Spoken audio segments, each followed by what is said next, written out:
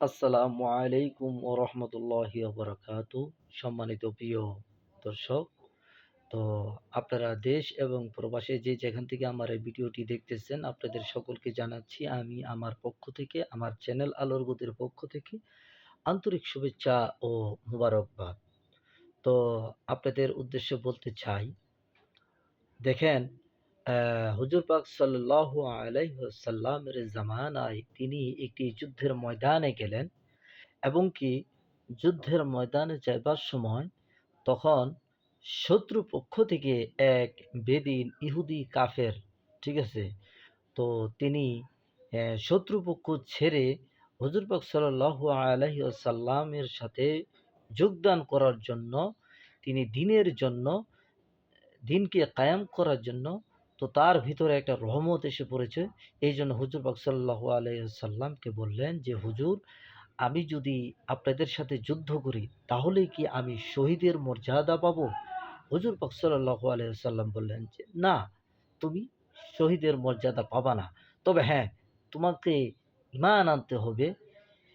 যুদ্ধের ময়দান মানে যুদ্ধ অবস্থায়, যুদ্ধ চলাকালীনই এই কথাটা বলতেছে যে তোমাকে ঈমান আনতে হবে। তো ওই ব্যক্তি সারা জীবন কোনো নামাজ পড়ে নাই, সারা জীবন কোনো সওয়াবের কাজ করে নাই, একটা ইবাদত বন্দিও করে নাই। সঙ্গে, সঙ্গে হুজুর পাক সাল্লাল্লাহু আলাইহি ওয়াসাল্লামের কাছে তিনি ওই মুহূর্তে ঈমান আনলেন। তো যুদ্ধ চলাকালীন অবস্থায়। তো ঈমান আনার পরে যেহেতু তিনি শত্রুপক্ষ ছিলেন, তাই শত্রুর যতগুলো ঘাঁটি ছিল সবকিছু তার চেনা ছিল। এরকমভাবে তিনি যুদ্ধ করতেই লাগলেন, যুদ্ধ করতেই লাগলেন। এমন বীরত্ব দেখাচ্ছেন, তো এক পর্যায়ে তিনি শহীদ হয়ে গেলেন। তো দেখেন, ওই শহীদ হওয়ার পরে আল্লাহ রসুল সাল্লাল্লাহু আলাইহি ওয়াসাল্লাম বললেন যে এই লোক জান্নাতি। তো দেখেন, তিনি শহীদের মর্যাদা পেয়ে গেলেন।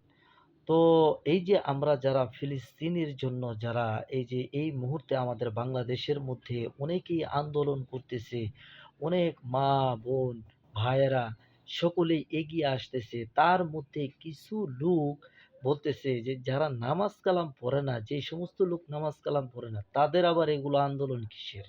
না ভাই, এটা ঠিক না। আমরা মুসলিম, এক অর্থাৎ সরিষা পরিমাণ ঈমান যার আছে, সেও একজন ঈমানদার, সেও একজন মুসলিম। তাকে কাফের বলা যাবে না, তাকে অ্যা কোনো কিছু বলা যাবে না। এটা হুজুর পাক সাল্লাল্লাহু আলাইহি ওয়াসাল্লাম নিষেধ করেছেন। তো আমরা যারা আমল করি, আমাদের যার, যার হিসাব কিন্তু আমাদেরই দিতে হবে। আমার হিসাব আমি দেব। যার, যার কর্মফলের হিসাব কিন্তু সেই ব্যক্তিই দিবে। তো অতএব আগে নিজেকে নিয়ে আগে ভাবেন। ঠিক আছে? নিজের প্রতি আগে সমালোচনা করুন। যে ব্যক্তি নিজের সমালোচনা করতে পারে, সেই কিন্তু সর্বাপেক্ষা বুদ্ধিমান। অতএব যারা য বাংলাদেশের যত ভাই, ব্রাদার, বন্ধু-বান্ধব যারা আছেন, যারা ফিলিস্তিনের জন্য এই মুহূর্তে যারা যাচ্ছেন, তাদেরকে আমরা সাধুবাদ জানাবো এবং কি ফিলিস্তিনের সর্বস্তরের আমরা সকলেই তাদের জন্য দোয়া করব। তো যারা এই সমস্ত কথা বলেন যে বেদিন, যারা নামাজ পড়ে না তাদের আবার কিসের আবার মনে করেন আন্দোলন?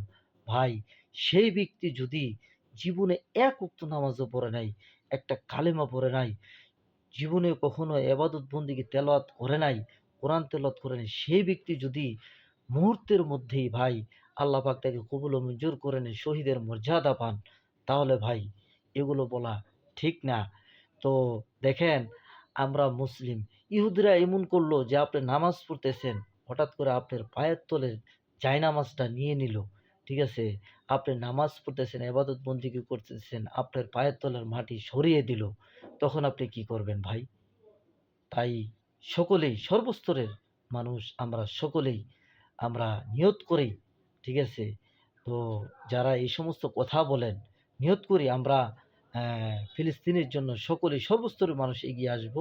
আর যারা এই সমস্ত কথা বলেন যে, যে সমস্ত লোকের ভাই নামাজ নাই তাদের আবার আন্দোলন কিসের?